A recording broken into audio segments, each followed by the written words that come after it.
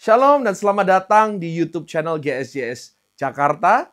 Dan Anda sebentar lagi akan menyaksikan firman Tuhan yang akan memberkati hidup Anda. Jadi jangan lupa untuk like, share, dan jangan lupa untuk subscribe. Tuhan Yesus memberkati dan selamat menikmati firman Tuhan. Ya, baik, shalom. Hari ini kita akan belajar, saya tidak bicara panjang, supaya ada cukup waktu kita untuk tanya jawab. Nah, saudara, di awal ini saya menyampaikan bahwa di dalam iman Kristen itu ada dua hal penting, yaitu yang pertama dan terutama adalah apa yang harus kita percayai. Apa yang harus kita yakini sebagai ajaran kita. Dan yang kedua adalah apa yang harus kita lakukan sebagai orang percaya. Dan apa yang kita lakukan itu didasarkan pada apa yang kita yakini. Itulah sebabnya Alkitab berbicara itu bukan hanya apa yang harus orang Kristen lakukan. Tapi apa yang harus orang Kristen percayai. Dan kebanyakan saudara, kalau hanya sekedar apa yang kita lakukan, itu bisa jadi kita juga tidak berbeda jauh dengan agama lain. Karena agama lain bilang, jangan mencuri. Kita juga ya. Waktu kita dikatakan kita harus mengampuni orang lain. Agama lain juga ajarkan orang harus memaafkan, harus mengampuni orang lain. Kita tidak boleh merendahkan orang lain. Agama lain juga ajarkan begitu. Nah, tapi yang paling membedakan antara kekristenan dengan agama lain justru pada ajarannya. Ya, justru pada ajarannya dan juga membedakan Kristen yang sejati dengan bidat-bidat atau aliran-aliran sesat itu justru pada ajarannya. Ya. Nah, karena itu maka penting bagi kita untuk memahami apa yang kita percayai, bukan hanya sekedar apa yang harus kita lakukan. Dua-dua itu perlu berimbang. Karena banyak penyesatan justru terjadi pada masalah apa yang kita percayai. Gereja Tuhan yang Maha Kuasa, yang percaya bahwa Yesus sudah datang kembali di Cina dalam rupa seorang perempuan, itu sudah menyebar dan banyak orang di Indonesia itu mempercayai ajaran seperti itu.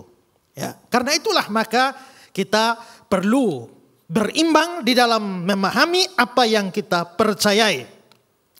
Nah, ada banyak orang Kristen mendapatkan pelajaran firman Tuhan yang praktis tentang moral etika dan mereka menjadi orang Kristen yang baik. Tapi firman juga ajarkan bahwa tambahkan kepada imanmu pengertian. Jadi kalau kamu tidak tambahkan pengertian, kamu jadi orang Kristen yang baik tapi sayangnya bodoh. Sehingga gampang ditipu. Ada seorang majelis gereja yang sangat baik hati. Tiap hari kebaktian doa puasa dia ikut, pelayanan segala macam dia ikut. Tapi tiba-tiba satu hari dia dikunjungi oleh orang saksi Yehova.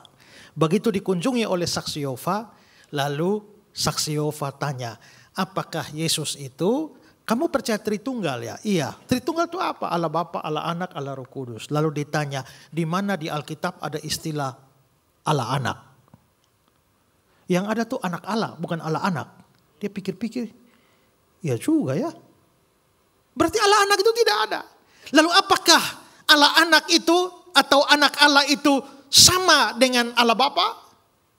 Dia bilang sama. Lalu orang saksi Yehova tanya, di mana ada Bapa yang umurnya sama dengan anak? Dia mikir-mikir, iya juga ya. Beberapa saat kemudian dia jadi saksi Yehova. Padahal dia orang Kristen yang baik. Belum lagi kita menghadapi serangan dari agama lain tentang iman kita. Dan banyak orang Kristen yang memang mempercayai Yesus adalah Tuhan, Yesus adalah Allah. Tapi begitu disodorkan berbagai macam serangan terhadap iman kita, banyak orang Kristen tidak siap untuk menjawab karena tidak mendapatkan pengertian. Nah, karena itulah pada kesempatan ini saya ingin berbagi sedikit dan tema yang saya angkat hari ini adalah Divine Works of Christ atau pekerjaan ilahi dari Kristus. Ini menjadi salah satu saja dari bukti-bukti bahwa Yesus itu adalah Tuhan, Yesus itu adalah Allah yang kita percayai. Ada banyak data, ada banyak bukti bisa diberikan. Tapi salah satunya itu adalah dari pekerjaan-pekerjaan yang dia lakukan. Yesus melakukan ini dan itu, dan pekerjaan semacam itu hanya bisa dilakukan oleh Allah. Yang bukan Allah tak bisa melakukannya. Yang bisa melakukannya tidak bisa tidak, harus Allah, harus Tuhan. Nah, pekerjaan apa saja? Nah, saya kasih beberapa. Pertama, itu adalah pekerjaan mencipta. Di dalam kitab suci, Yesus itu dikatakan sebagai pencipta alam semesta ini. Yohanes 1 ayat 3, segala sesuatu dijadikan oleh Dia, dan tanpa Dia tidak ada satupun yang telah jadi dari segala yang dijadikan. Segala sesuatu dijadikan oleh Dia, kalimat ini sebenarnya sudah cukup jelas. Tapi untuk menunjukkan bahwa Sang Firman memang adalah pencipta segala sesuatu, masih dilanjutkan lagi, tanpa Dia tidak ada satupun yang telah jadi dari segala yang dijadikan. Mengapa perlu ditambahkan? Yang satu secara positif, Dia menciptakan segala sesuatu. Tapi yang kalimat berikut negatif, yaitu dari semua yang ada, tidak bisa ada kalau bukan dicipta oleh Yesus. Berarti Yesus adalah pencipta. Ini ditulis dalam Injil Yohanes, berarti Rasul Yohanes menulisnya. Lalu Rasul Paulus menulis dalam Kolose 1 ayat 16, karena di dalam Dialah telah diciptakan segala sesuatu. Lalu di ujung akhirnya, segala sesuatu diciptakan oleh Dia. Konteksnya Dia adalah Yesus. Maka Yesus cipta segala sesuatu, oleh Dia diciptakan segala sesuatu. Lalu penulis surat Ibrani, di Ibrani 1 ayat 2 dan 10. Ayat 2 bagian akhir, oleh Dia Allah menjadikan alam semesta. Ayat 10, dan pada mulanya ya Tuhan, Engkau telah meletakkan dasar bumi dan langit adalah buatan tanganmu. Konteks Ibrani 1 itu tentang Yesus. Berarti Yesus meletakkan dasar bumi, Dia mencipta alam semesta, dan langit adalah buatan tangan Yesus. Dalam 1 Korintus 8 ayat 6, Paulus berkata, olehnya segala sesuatu telah dijadikan. Wahyu pasal 4 ayat 11, Engkau telah menciptakan segala sesuatu, dan oleh karena kehendakmu semua itu ada dan diciptakan. Kalau begitu, kitab suci bersaksi Yesus mencipta alam semesta. Sekarang, yang pekerjaan mencipta itu siapa yang bisa mencipta? Kalau bukan Tuhan, siapa? Ini saudara perlu tahu. Begitu orang bilang Yesus bukan Tuhan, Yesus hanya nabi, tanya nabi mana mencipta alam semesta? Kalau bilang Yesus hanya rasul, rasul mana mencipta alam semesta? Kalau Yesus hanya seorang guru moral mana mencipta alam semesta? Pekerjaan mencipta hanya pekerjaan Allah. Dan kalau itu dilakukan oleh Yesus, tidak bisa tidak. Dia adalah Tuhan. Dia adalah Allah. Ya. Herlo bilang begini, hanya Allah yang bisa menciptakan sesuatu dari tidak ada. Creatio ex nihilo dalam bahasa Latinnya, mencipta dari ketiadaan. Dan itu Yesus lakukan. Karena itu semua yang tidak percaya, tanyakanlah kepada orang-orang agama lain yang suka menyerang iman kita. Tanyakanlah pada saksi Yehova, tanyakanlah pada orang Unitarian. Kalau Yesus lebih kurang sedikit saja dari Allah, apakah yang kurang dari Allah bisa mencipta alam semesta? Mikir kawan. Ya, gitu kan? Sekarang yang kedua, menopang ciptaan. Ini penting saudara. Setelah selesai dunia ini dicipta, nah ada satu paham yang namanya deisme. Deisme itu begini, bahwa setelah Tuhan menciptakan segala sesuatu, lalu Tuhan menciptakan sekalian dengan hukum-hukum alamnya, dan alam berjalan sendiri tanpa campur tangan Tuhan. Itu seperti pencipta jam tangan. Dia sudah mengatur sistemnya. 60 kali jarum detik bergerak ke kanan, maka jarum menit bergerak 1. 60 kali menit, maka 1 jam bergeser. Itu sistem. Maka pencipta jam tidak berhubungan lagi dengan jam, tapi jam ini terus berjalan dengan sistemnya. Nah, deisme berkata Tuhan cipta alam semesta dengan hukum-hukumnya, alam semesta berjalan sendiri dan Tuhan tidak ikut campur. Tapi itu bukan pandangan Alkitab. Allah terus bekerja dalam alam semesta. Kalau sampai Allah tidak menopang alam semesta ini, maka segala sesuatu yang ada bisa tidak ada. Ya, saudara tahu kalau jarak kita dari bumi ke bulan itu berapa jauh sih? Ya, kalau kita bisa bikin pesawat kecepatan cahaya itu larinya 300.000 km per detik. Kalau saudara bisa bikin pesawat kecepatan cahaya, naik pesawat kecepatan cahaya ke bulan hanya 1,3 detik sampai bulan. Nah, jaraknya sudah segitu. Saudara bayangkan seandainya bulan turun. Pergerakan bulan itu kan menentukan air pasang surut air laut kan? Berani bulan diturunkan lebih dekat ke matahari. Bumi kita ini akan tsunami 1 hari 2 kali. Tapi kenapa tidak? Karena Tuhan bekerja mempertahankan jarak bumi bulan. Sedemikian rupa. Nah saudara-saudara, itu berarti pekerjaan penopangan alam semesta itu harus berjalan. Kalau tidak alam semesta hancur. Lalu siapa yang menopang alam semesta? Ibrani 1 ayat 3. Ia, konteksnya Yesus, adalah cahaya kemuliaan Allah, gambar wujud Allah yang menopang segala yang ada dengan firman-Nya yang penuh kekuasaan. Berarti Yesus menopang segala yang ada. Herlo bilang, dia menciptakan segala sesuatu. Dan sekarang dia mempersatukan segala sesuatu. Tanpa kuasa Kristus, dunia, alam semesta akan hancur berantakan. Nah di dalam perjanjian lama, siapakah yang kerjanya menopang alam semesta? Mazmur 75 ayat 4. Bumi hancur dan semua penduduknya. Tapi akulah yang mengokohkan tiang-tiangnya. Akulah itu siapa? Tuhan, Allah. Kalau begitu, Allah lah yang menopang alam semesta. Ibrani 1, Yesuslah yang menopang alam semesta. Kalau Yesus nabi, nabi mana bisa topang alam semesta? Kalau Yesus hanya malaikat, seperti kata saksi Yehova, malaikat mana yang menopang alam semesta?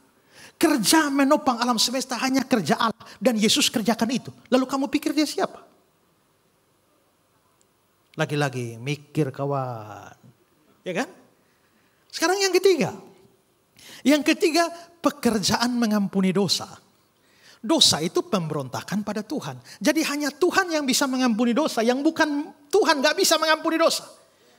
Tapi Yesus, ya pernah satu kali orang bawa orang lumpuh kan kepada Yesus di Matius pasal 9.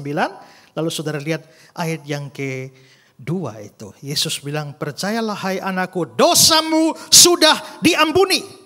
Dosamu sudah diampuni. Lalu orang-orang Yahudi di situ heran, siapa orang ini ya sampai bisa mengampuni dosa? Tapi ayat 6. Tapi supaya kamu tahu bahwa di dunia ini anak manusia berkuasa mengampuni dosa. Berarti dia bukan hanya mengatakan dosamu sudah diampuni. Dia mengklaim dia punya kuasa mengampuni dosa. Dan sebenarnya tidak ada orang manusia bisa mengampuni dosa. Markus 2 ayat 7 berkata begini. Siapa yang dapat mengampuni dosa selain daripada Allah sendiri? Dan memang hanya Allah. Yesaya 43 ayat 25. Akulah dia yang menghapus dosa. Itu Allah. Jadi kalau Yesus menghapus dosa, Yesus mengampuni dosa, maka dia pasti Allah. Tidak bisa tidak. Tapi kalau kita bilang begini, ya biasanya orang-orang tidak beriman bilang, benar ya, apakah yang mengampuni dosa pasti Allah? Saya bilang iya. Lalu mereka bilang, bagaimana dengan Lukas 11 ayat 4? Dan ampunilah kami akan dosa kami sebab kami pun mengampuni dosa setiap orang. Nah kalau begitu kan, kita juga disuruh mengampuni. Apakah kita juga Allah?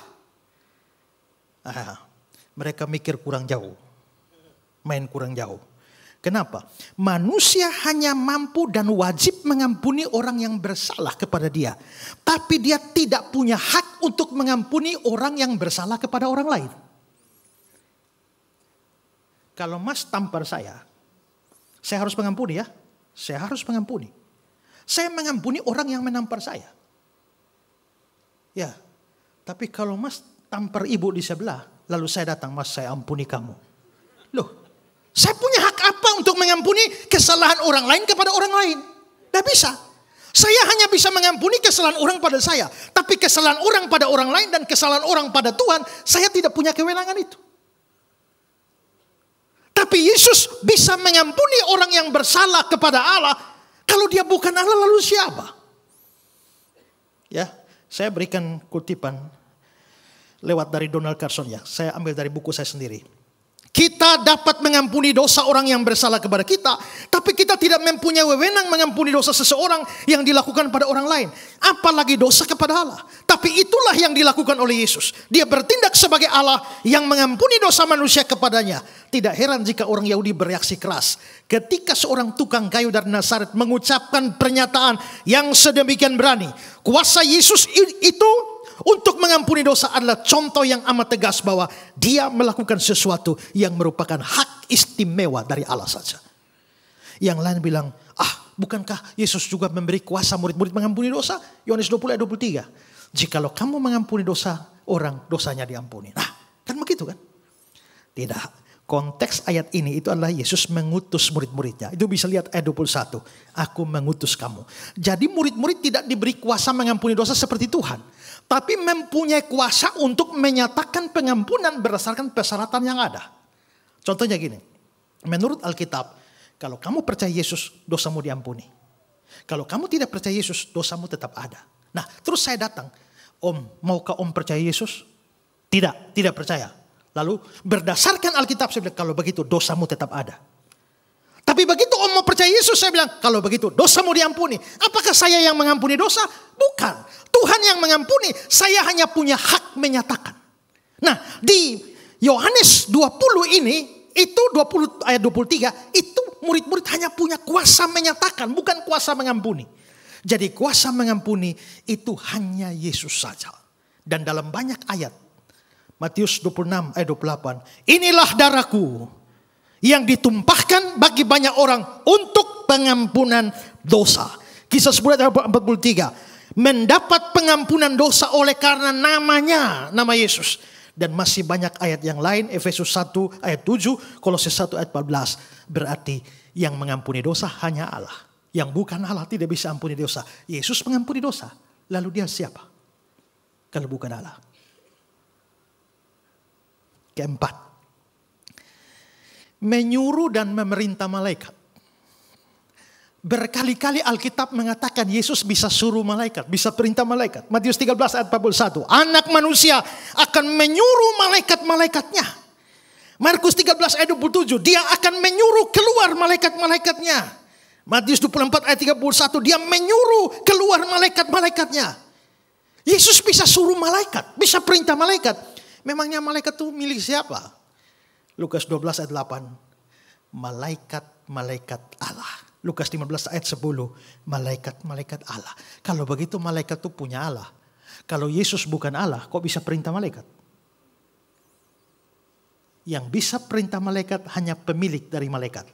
Dan pemiliknya Allah. Berarti Yesus adalah Allah. Nabi mana bisa perintah malaikat? Perintah setan saja nggak bisa kok, apalagi malaikat, ya kan? Terakhir, menghakimi di akhir zaman. Nanti yang menghakimi di akhir zaman tuh Yesus. Yohanes 5 ayat 22. Penghakiman itu diserahkan seluruhnya kepada anak. Anak nih Yesus, dia yang akan menghakimi dunia. Yohanes 5 ayat 27. Dia telah memberikan kuasa kepadanya untuk menghakimi karena dia adalah anak manusia. Yesus akan jadi hakim di akhir zaman.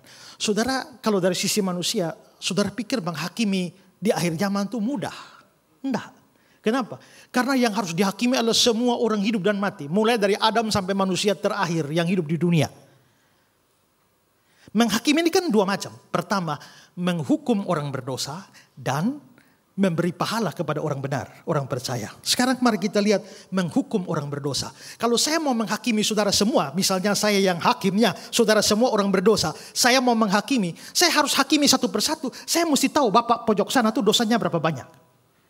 Nomor berikut ibunya, dosanya berapa banyak, ini berapa banyak, ini berapa banyak. Kalau saya tidak tahu bapak dosanya berapa banyak, bagaimana saya bisa menghakimi? Kedua, tingkat dosanya seberapa? Karena dosa itu ada tingkat-tingkatannya. Ada dosa besar, dosa kecil. Ya. Nah, maka saya harus tahu. Saya mau menghakimi orang ini dosanya besar apa kecil. Dosa besar berapa, dosa kecil berapa. Itu mesti tahu semua. Ketiga itu mesti tahu tingkat pengetahuan. Karena besarnya dosa ditentukan oleh tingkat pengetahuan. Kamu mengetahui kebenaran berapa banyak? Misalnya ya, menurut peraturan kalau lampu merah kan berhenti. Kalau kamu jalan terus, kamu salah. Tapi misalnya ada orang dari pegunungan Himalaya dari mana datang yang belum pernah tahu pada peraturan. Tiba-tiba saudara ajar dia bawa motor. Sampai lampu merah dia lari terus. Dia salah nggak? Salah memang. Tapi dia tahu nggak bahwa lampu merah mesti berhenti? Dia nggak tahu. Kalau begitu walaupun langgar lampu merah. Hukumannya lebih kecil daripada saudara yang tahu tapi langgar. Makin banyak pengertian kebenaran dan berdosa. Hukumannya makin berat. Maka Tuhan waktu menghakimi dia harus tahu. Kamu berdosa ini. Tapi pengertian firmanmu bagaimana? Lalu apa yang menyebabkan orang ini berdosa? Saudara kalau todong orang dan rampok di jalan itu kan dosa kan? Tapi misalnya, saudara istrimu sudah harus dioperasi di rumah sakit. Dan kalau tidak akan segera mati. Saudara pinjam uang ke sana kemari tidak dapat. Saudara jalan lihat orang di jalan langsung rampok dan pergi bawa duitnya. Dokter operasi istri saya. Saudara salah ya. Tapi karena itu menyelamatkan nyawa istrimu. Tapi kalau kamu duduk-duduk di lapangan terus minum-minum, tiba-tiba tidak habis uang untuk minum, todong orang, rampok duitnya untuk beli minum. Yang satu untuk masalah nyawa, rampok untuk nyawa. Yang satu rampok untuk minum. Saudara pikir dosanya sama? Enggak. Sama-sama dosa. Tapi dosanya yang rampok untuk minum harus dihukum lebih berat. Nah berarti hakim di akhir zaman untuk menghakimi semua orang berdosa, dia harus tahu semua itu. Kedua, dia kan harus memberi pahala bagi orang benar, orang percaya. Maka dia harus tahu, saudara ini buat baik berapa banyak. Pengorbanannya berapa banyak. Kerja untuk Tuhan berapa banyak. Ya, berapa besar pengorbanan yang saudara berikan. Itu semua mesti dia tahu. Jenis perbuatan baiknya apa. Motivasinya apa. Besarnya pengorbanan bagaimana? Karena persembahan bisa sama, tapi pengorbanan bisa beda. Ya kan? Kalau saudara ada 2 orang yang kasih persembahan sama-sama 1 juta. Yang satu di rekeningnya ada 1 M, lalu dia kasih 1 juta. Yang satu di rekeningnya pas 1 juta, dia kasih semua. Nilainya sama-sama 1 juta kan? Tapi mana yang pengorbanannya lebih besar? Yang rekeningnya pas 1 juta kan? Maka pengorbanan lebih besar harus diganjar dengan pahala yang lebih besar. Maka untuk berikan pahala itu hakimnya harus tahu. Maka hakim akhir zaman pertama harus maha tahu. Kedua harus maha kuasa. Dan ketiga harus maha bijak. 4 harus maha adil. Siapa? Kalau bukan Tuhan siapa yang layak begitu? Ya kan? Anehnya ada agama yang percaya bahwa Yesus akan jadi hakim akhir zaman tapi dia cuma nabi. Nabi mana yang maha tahu, maha bijak, maha kuasa, maha adil yang bisa menghakimi manusia pertama sampai manusia terakhir akhir zaman? Tidak ada. Yang bisa jadi hakim akhir zaman yang memenuhi kualifikasi begitu hanya Allah. Dan Yesus hakim akhir zaman tidak bisa tidak. Dia Allah. Mikir kawan. Kalau begitu pertama ya dia mencipta. Kedua, dia mengampuni dosa. Ya. Lalu yang ketiga, dia memerintah atau menyuruh malaikat. Yang keempat, dia menjadi hakim di akhir zaman. Semua tindakan itu adalah divine works. Pekerjaan ilahi. Kalau begitu, tidak bisa tidak. Yesus adalah Tuhan dan Allah. Ya. Maka terserah orang mau bilang apa. Ya. Saudara di Facebook, di Instagram, di TikTok orang mau hujat Yesus bilang apa? Terserah. Mereka orang bodoh yang tidak mengerti kebenaran. Tapi saudara mengerti. Kalau Yesus Allah kenapa dia lapar? Kalau Yesus Allah kenapa tidur? Itu urusan lain. Ya, kita juga bisa jawab itu. Tapi tanya balik. Kalau memang Yesus bukan Allah, mengapa bisa cipta? Kau jawab sudah. Karena itu ingat iman Kristen sudah 2000 tahun dan percaya Yesus Tuhan dan Allah dan tidak tergoyahkan. Karena itu jangan percaya siapapun dari dalam Kristen atau dari luar Kristen yang bilang Yesus bukan Tuhan, Yesus bukan Allah, Yesus bukan juru selamat dan lain-lain. Buang semua itu dan percaya pada kitab suci. Amin. Amin. Mari kita masuk tanya jawab. Oke. Beri kemuliaan untuk Tuhan Yesus Kristus. Oke, shalom Bapak Ibu sekalian. Kembali pada sesi hari ini ada tanya jawab bersama Pastor Estra Soru, di mana Bapak Ibu bisa bertanya melalui website slido.com atau Bapak Ibu bisa mengakses layar di depan ada QR code untuk memberikan pertanyaan tentang kekristenan ataupun hidup kekristenan.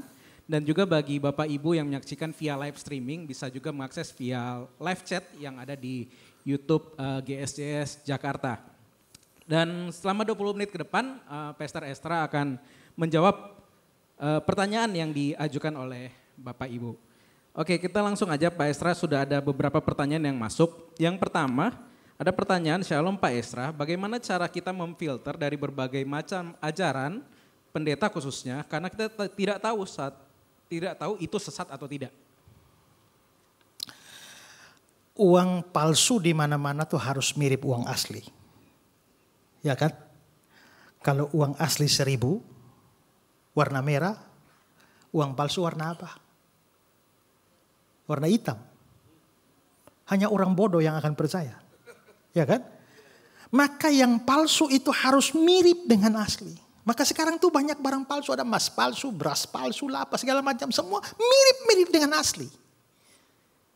Nah, karena itulah maka bahaya di Matius pasal 7 ayat 15 Yesus bilang waspadalah terhadap nabi-nabi palsu yang datang kepadamu menyamar seperti domba tapi padahal mereka serigala yang buas.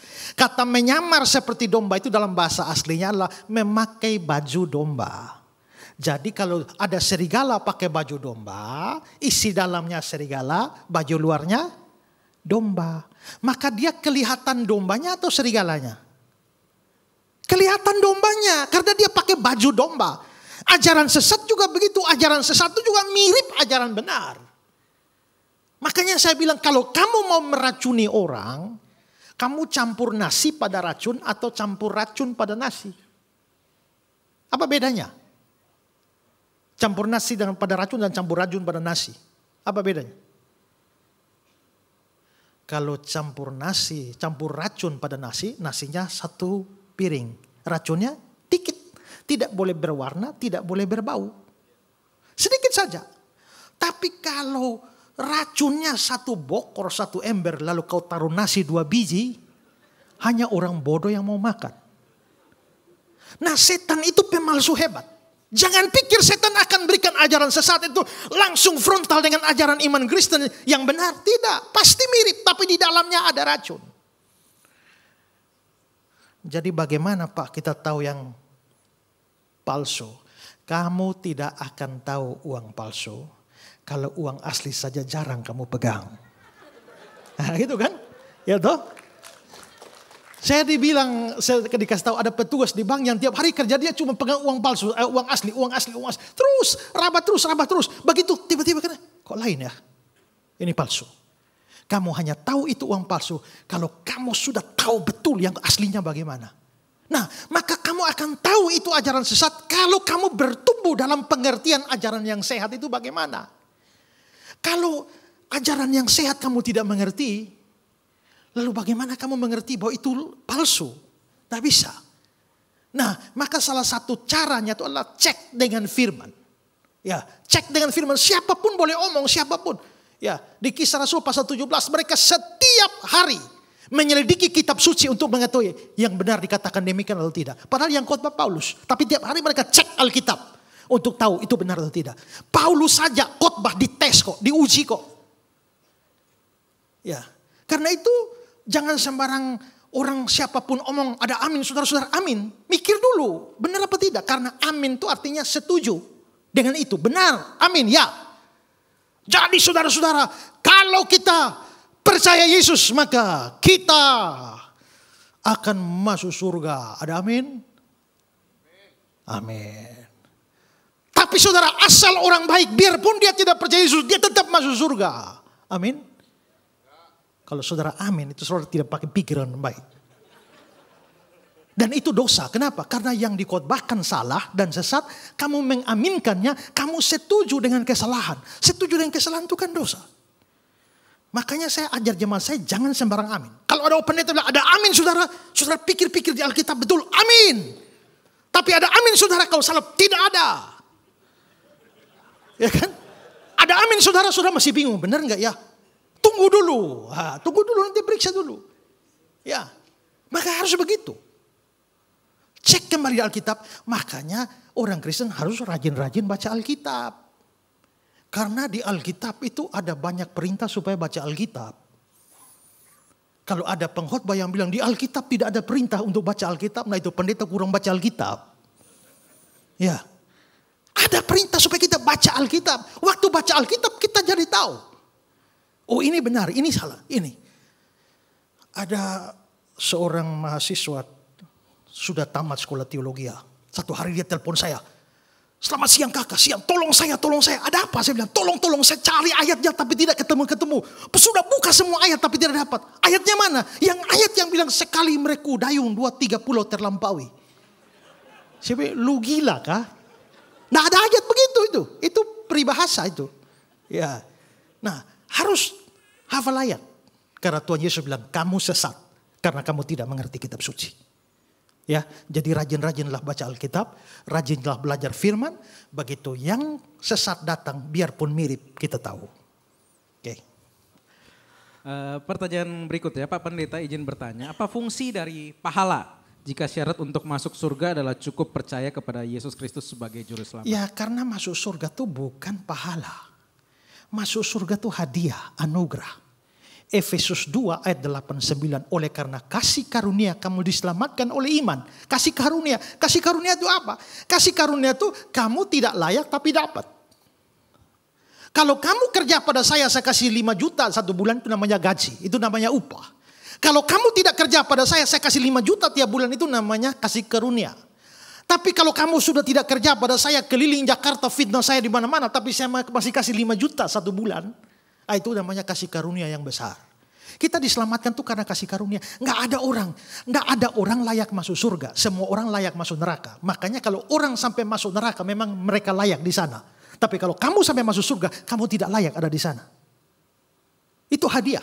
Efesus 2 ayat 8-9. Itu bukan hasil perbuatanmu.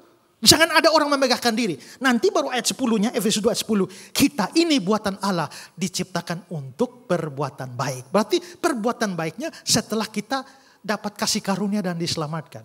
Jadi bukan berbuat baik untuk selamat. Beriman dulu baru selamat. Dan setelah selamat kita berbuat baik. Berbuat baiknya untuk apa? Pertama untuk bersyukur kepada Tuhan. Kedua untuk memuliakan Tuhan. Ketiga untuk bukti iman kita.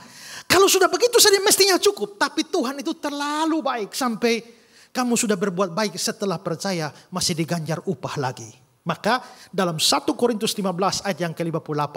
Dalam persekutuan dengan Tuhan jeripayamu tidak sia-sia. Matius 10 ayat 42 mengatakan bahwa air sejuk secangkir saja kalau kamu berikan kepada seorang muridku ini, kamu tidak akan kehilangan upah. Air sejuk secangkir saja tidak kehilangan upah. Apalagi kalau tambah kopi, gula, susu, coklat, lebih lagi. Makanya waktu saya pelayanan ke Sulawesi, naik sampai gunung-gunung itu mobil biasa nggak bisa naik. Ada bapak yang pinjamkan Pajero Sport. Pinjamkan Pajero Sportnya naik sampai gunung-gunung. Sampai saya penginjilan, setelah itu pulang ada ibadah. Saya bilang saya berterima kasih Bapak yang pinjamkan Pajero Sport. Gara-gara Pajero Sport Bapak saya bisa beritakan Injil di sana. Dan bagi Bapak yang telah meminjamkan Pajero Sport, kamu tidak kehilangan upahnya. Bayangkan pinjamkan saja tidak kehilangan upah, apalagi sumbangkan. Itu upahnya lebih besar itu. Saudara baca Matius 25, waktu aku lapar kamu beri aku makan. Waktu aku minum haus kamu beri aku minum. Lalu orang benar tanya, Tuhan kapan Tuhan lapar, kapan Tuhan haus? Semua yang kau perbuat bagi orang-orang kecil ini kamu perbuat untuk aku. Kamu akan terima upahnya. Sekarang upahnya tuh kadang-kadang Tuhan kasih di sini. Tapi kadang-kadang belum lunas.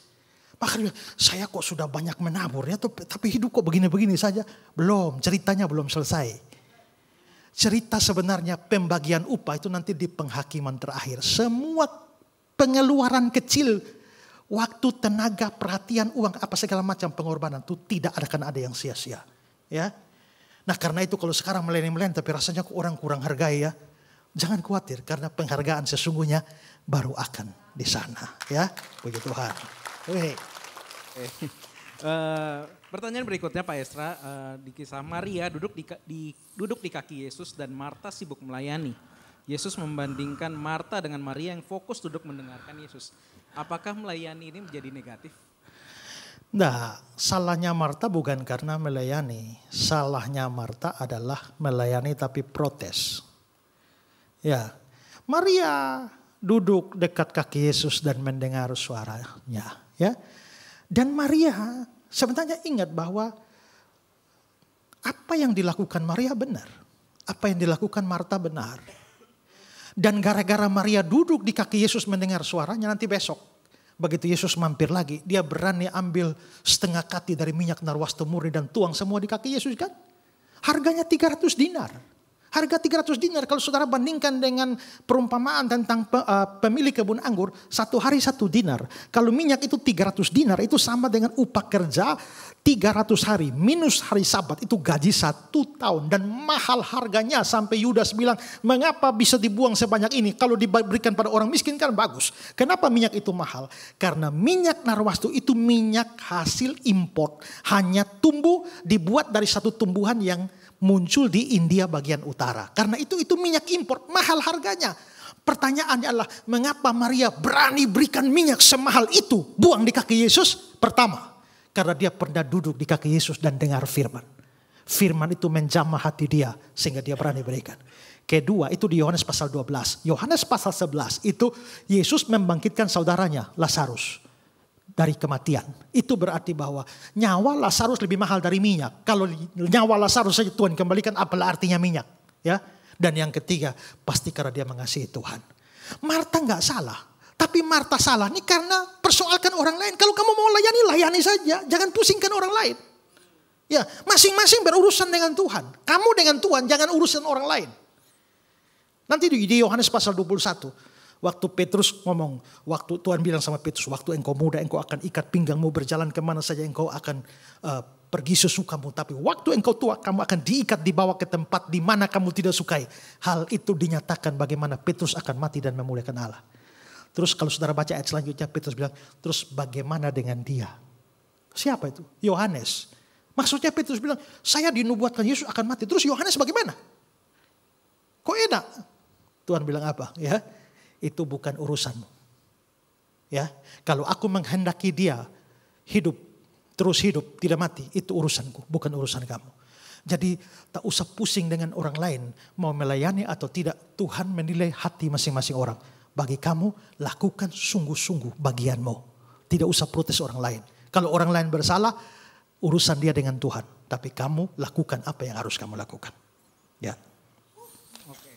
Beri kemuliaan bagi Tuhan Yesus Kristus. Bapak Ibu kembali jika ingin mengajukan pertanyaan kepada Pastor Ezra, Bapak Ibu bisa mengakses via slido.com yang ada tertera di layar depan Bapak Ibu Saudara, dan juga bagi yang menyaksikan via live streaming bisa mengakses via live chat yang ada di kolom YouTube GSJS Jakarta. Oke, pertanyaan selanjutnya Pak Ezra tentang Paulus yang selalu dianggap orang seberang adalah pemalsu Kristen karena mereka menganggap Paulus mengubah ajaran Kristen. Apa jawaban yang bisa kami berikan jika ada agama seberang menentang tentang Paulus? Nah, mereka harus menunjukkan bagian mana yang Paulus ubah. Ingat ya, Tuhan Yesus ada, murid-muridnya rasul-rasul lengkap. Minus Yudas Iskariot yang bunuh diri. Setelah itu Tuhan Yesus naik ke surga, lalu murid-murid Yesus para rasul itu melayani semua. Nah, sementara para rasul melayani semua, beberapa tahun kemudian Paulus langsung bertobat. Setelah Paulus bertobat, dia pergi ke Tarsus. Nah, setelah itu dia balik lalu ketemu dengan Petrus, dan kita bisa melihat bahwa Paulus melayani sejaman dengan para rasul. Nah, pertanyaannya adalah, apakah ada bukti bahwa Rasul Paulus bertentangan dengan para rasul? Tidak ada. Bahkan Petrus sendiri itu memberikan pengakuan kepada Paulus. Seperti saudara kita, Paulus yang oleh hikmat yang diberikan kepadanya, dia menulis hal-hal yang sukar sehingga banyak orang memutarbalikan menjadi kebinasaan mereka sendiri. Itu berarti bahwa kita bisa lihat Petrus mengakui tulisan-tulisan Paulus. Kalau seandainya Paulus mengubah ajaran Yesus, pasti dia sudah bertentangan dengan Petrus, dengan rasul-rasul yang lain. Dan kita tidak punya data baik dari dalam Alkitab maupun dari dalam sejarah gereja yang menunjukkan bahwa Petrus dan rasul lain itu bentrok sama Paulus. Tidak ada. Jadi kalau mereka mau mengatakan Paulus mengubah ajaran Yesus, coba kasih tunjukkan ajaran yang mana. Oh, Yesus disunat. Paulus bilang sunat tidak. Mereka tidak memahami bahwa Yesus itu orang perjanjian lama. Saudara, kalau secara Alkitab, batas perjanjian lama, perjanjian baru itu di mana? Itu di Matius dengan Maliaki. Itu batasnya secara Alkitab. Tapi secara teologis batasnya bukan di situ. Secara teologis batasnya itu di kematian dan kebangkitan Yesus. Sebelum Yesus mati dan bangkit, semua itu namanya perjanjian lama. Setelah Yesus mati dan bangkit, semuanya adalah perjanjian baru.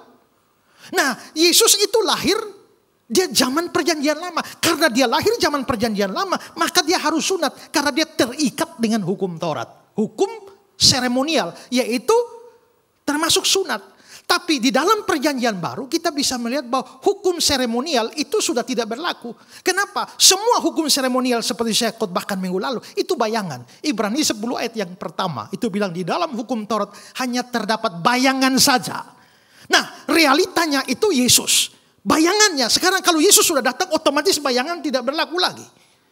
Makanya di dalam perjanjian lama orang berdosa potong kambing, potong domba, korban-korban dan sebagainya. Begitu Yesus datang potong kambing domba berhenti. Kenapa? Kambing domba bayangan dari Yesus. Kalau Yesusnya sudah datang ngapain pakai bayangan terus? Ini saya lupa ya, saya cerita di sini atau tidak ya. Ini misalnya zaman tempo dueloe ya, di mana saya belum ada HP apapun. Saya punya pacar ya, lalu saya hanya kenal pacar saya ini, lalu tiba-tiba pacar saya pergi kuliah di Amerika. Dan dia hanya meninggalkan satu fotonya, gambarnya. Nah, saya tidak bisa berkomunikasi dengan dia selama dia ada di sana. Yang saya punya hanya gambar. Saking rindunya sama dia, saya ngomong dengan foto ini. Apa kabarmu, Dede? Ya tuh, aku rindu, cium-cium fotonya. Karena apa yang ada cuma gambar. 5 tahun kemudian pacar saya kembali. Sekarang pacar saya sudah di depan saya. Kalau pacar saya sudah di depan saya, masihkah saya ngomong-ngomong dengan foto ini? Bagaimana kabarmu, Dek? Ya, cium foto. Jangan cium foto, cium di depanin loh. Akan begitu kan? Begitu yang asli datang, yang gambar sudah tidak berlaku. Makanya dalam Efesus 2:15, dengan matinya sebagai manusia, dia telah membatalkan hukum Taurat dan semua ketentuannya. Hukum Taurat yang mana? Tidak semua. Hukum moral itu harus terus berjalan. Hukum seremonial berhenti, karena itu gambaran. Hukum sipil berhenti karena itu hanya semacam undang-undang Israel pada zaman dulu. Misalnya ada orang ketangkap berzina, lempar batu sampai mati. Kalau sekarang saudara tahu ada orang berzina, saudara lempar batu sampai mati, saudara yang akan dipenjara.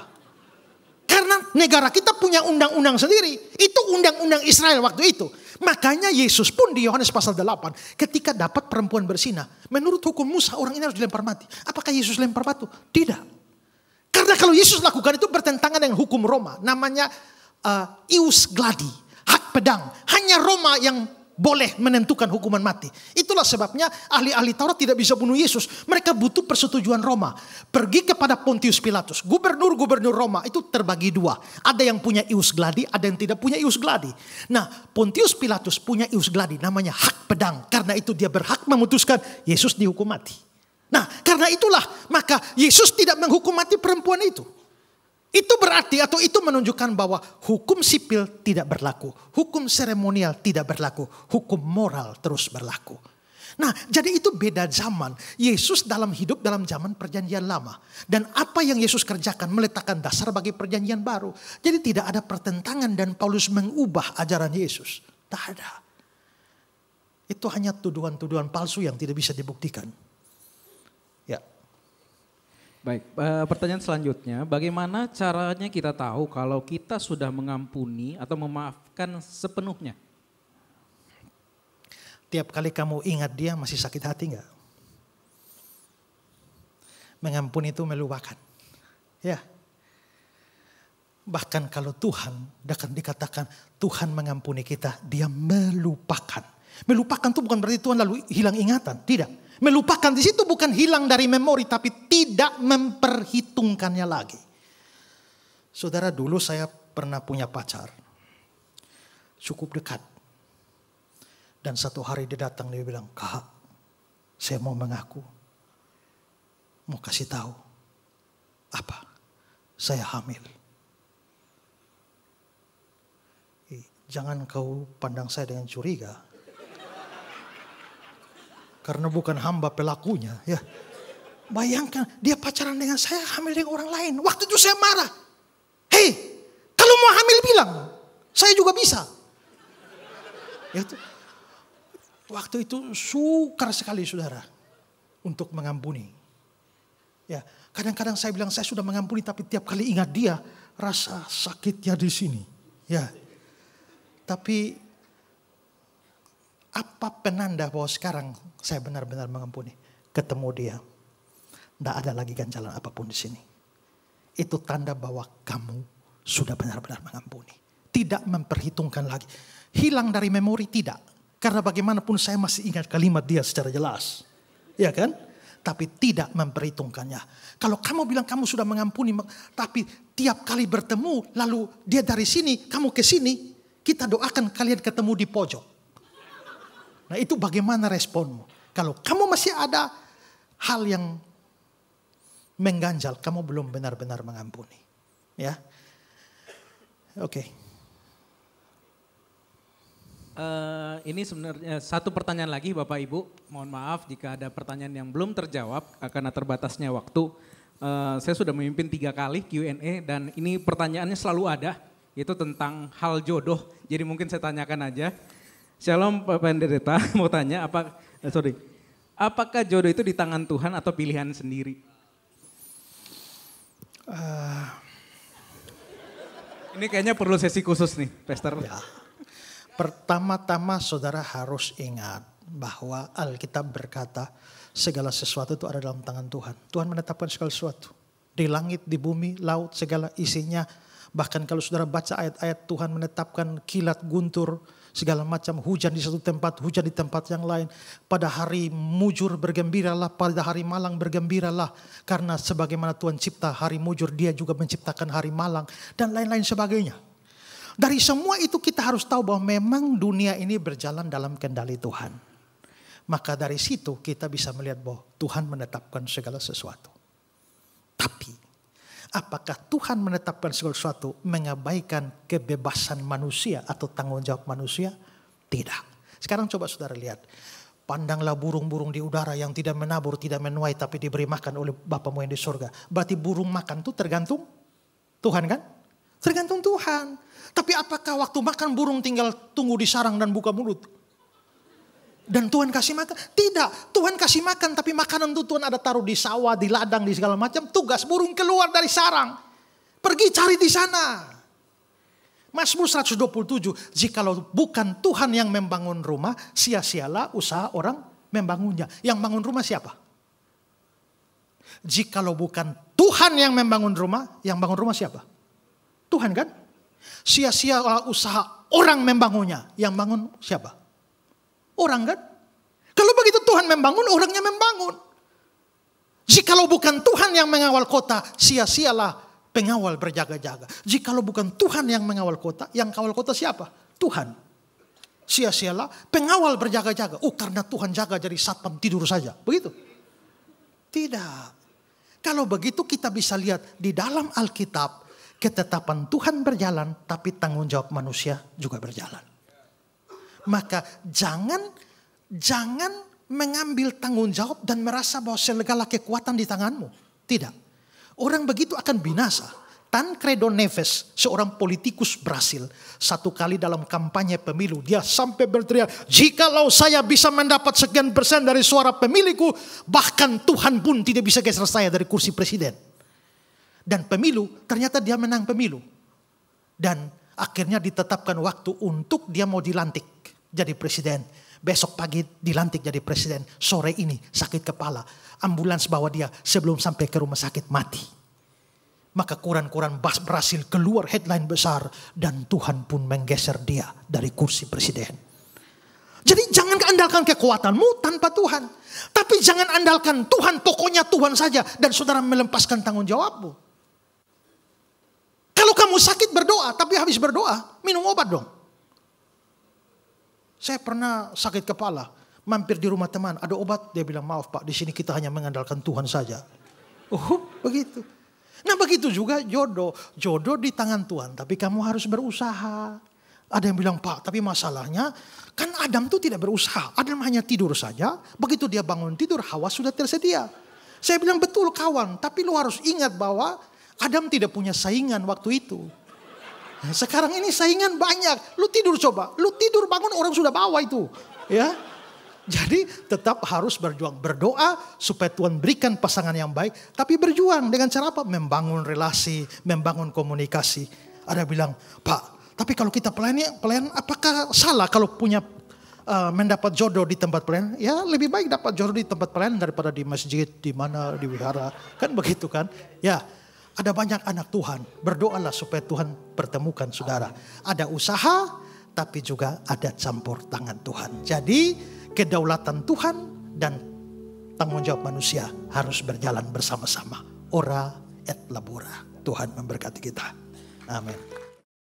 Terima kasih bagi Anda yang sudah menyaksikan tayangan dari GSJS Jakarta, dan kalau Anda berada di sekitar Jakarta, di Jabodetabek, saya undang Anda untuk bisa menghadiri ibadah-ibadah onsite kami di Mall of Indonesia di Kelapa Gading dan juga di Pluit Village Mall. Dan saya percaya Anda pasti diberkati. So see you and God bless you.